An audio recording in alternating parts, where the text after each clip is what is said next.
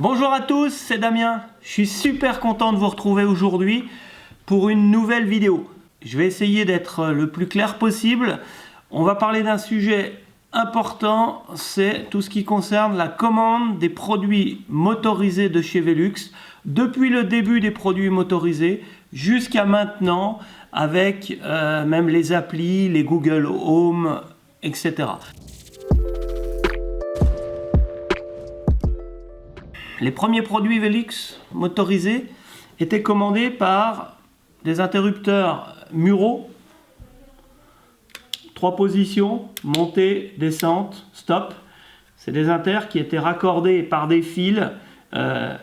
Une paire de fils allait vers un transformateur, l'autre paire allait vers le produit à commander qui pouvait être un volet roulant ou une fenêtre.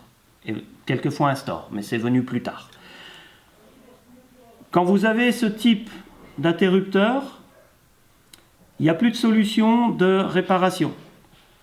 Si que ce soit votre moteur qui soit grillé, que ce soit votre transformateur, il n'existe plus de moteur et de transformateur qui soient compatibles avec ce type de commande.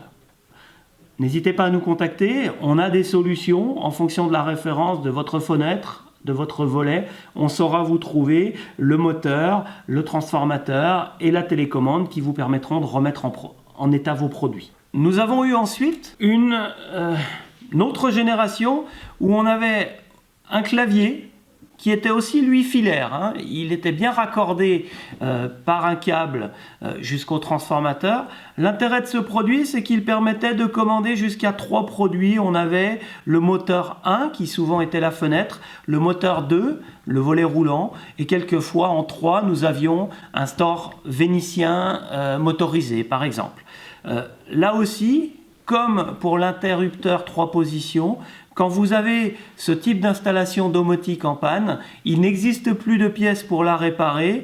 Vous devez remplacer à la fois les moteurs, transformateurs, claviers pour passer tout ça dans la génération actuelle de commandes. Une question, un doute, vous revenez vers nous par le chat sur le site TagFunster et on vous trouvera la solution qui va bien pour remettre en route votre installation. Il y a eu ensuite une génération avec des télécommandes. Donc là, c'était plus fixé au mur, on était sur quelque chose de mobile, comme une télécommande de téléviseur par exemple. La différence, c'est qu'elle avait un pointeur infrarouge. Cette télécommande, on devait pointer un récepteur infrarouge qui communiquait l'ordre de fonctionnement, montée, descente, arrêt, au moteur.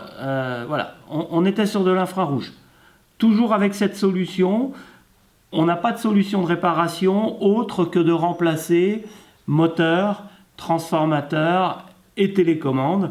Vous n'êtes pas obligé de remplacer ni le volet ni la fenêtre, mais on est quand même sur des réparations conséquentes, puisque l'on remplace la totalité de la partie électrique et électronique de votre installation. Tout ce qui vient après, jusqu'ici, là, on est passé sur ce que l'on appelle de la fréquence radio.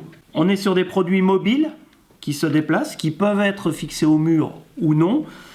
On est sur des produits où il n'y a pas besoin de pointer en direction de la fenêtre. On est sur une fréquence radio, donc l'ordre communique. On peut être dans la pièce d'à côté avec les télécommandes les plus récentes. On peut même être à l'étage inférieur et puis par exemple fermer tous ces volets d'un coup en partant près de la porte d'entrée. C'est de la fréquence radio à l'intérieur de la maison.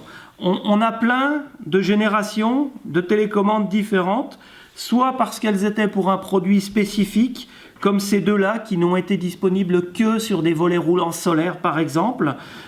Les autres l'ont été sur toute la gamme Velux, Store motorisé, volet roulant motorisé, également fenêtres motorisées, que ce soit des fenêtres Integra motorisées d'origine ou des fenêtres qui ont été motorisées après la pose avec des kits de motorisation. La particularité de la fréquence radio, c'est qu'il en existe plusieurs, même chez Velux, sans parler des autres fabricants qui utilisent eux aussi d'autres fréquences. Vous ne pouvez pas prendre une télécommande d'une marque X, on va dire Bubendorf par exemple, pour ne pas les citer, et puis faire fonctionner un produit Velux avec. De même que vous ne pouvez pas prendre une télécommande Velux pour faire fonctionner un moteur, je ne sais pas, Profalux par exemple.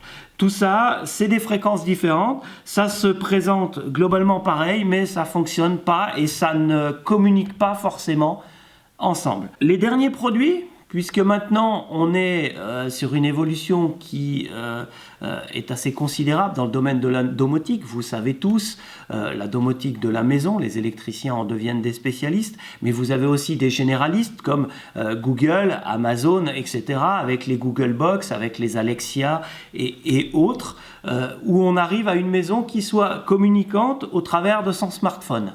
Il n'empêche que chaque produit Velux doit avoir sa télécommande individuelle, celle qui est dans la pièce, au plus près du produit, de manière à le commander au quotidien. Les télécommandes actuelles de chez Velux sont comme ceci.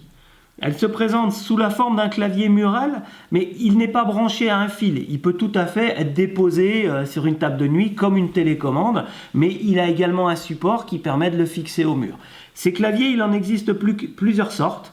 Ce qui les distingue, c'est le petit pictogramme qui est en haut. On a ici un clavier donc avec un trait à l'extérieur qui est donc un clavier pour des volets roulants ou des stores extérieurs.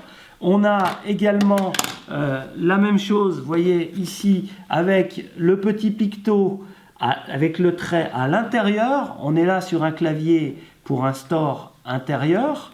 On a aussi le picto avec le trait qui symbolise la ventilation. Donc là, on est sur un clavier pour l'ouverture et la fermeture des fenêtres Velux.